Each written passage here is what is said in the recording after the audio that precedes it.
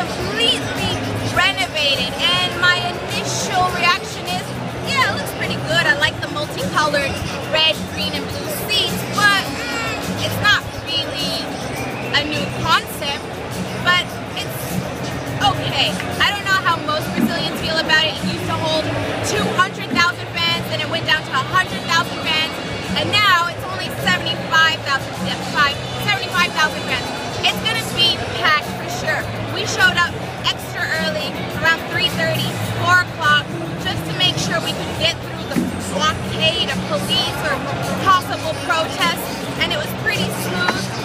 You have to be prepared for World Cup that there are going to be a lot of security checks, and it's going to take extra time to get to any of the stadiums. So be prepared to show up a few hours early. It's not too much of a bother because there's excitement in the air. Everyone's drinking and talking and singing, so the vibe is definitely good.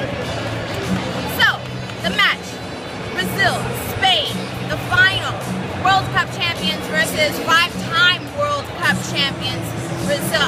You know what, I was a total naysayer when it came to the Seleção, especially Neymar, but he's surprised me in a big way. Will he be able to do the same in front of a home crowd, sold out home crowd against Spain?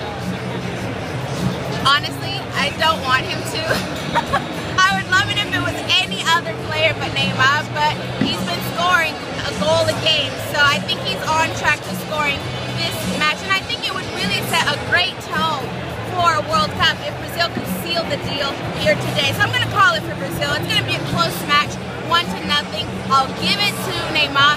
I would love it if Fred did, but I think the key is to capitalize in the first 30 minutes. If it goes on the same way it did against Italy, we might see a penalty shootout. So I think the first half is key to score and to start the game leading. So we'll see if the first 45 minutes Neymar can score. The home crowd is definitely behind him. So this is it for World Cup Weekly. I'll be bringing you fan reaction and maybe some highlights from the game, but it's been so much fun doing this, and I can't wait for next year bringing you World Cup from Brazil. Thank you so much for watching. Share your feedback on my Facebook, your predictions, and I'll try to keep in touch with you live from Maracanã in Rio de Janeiro.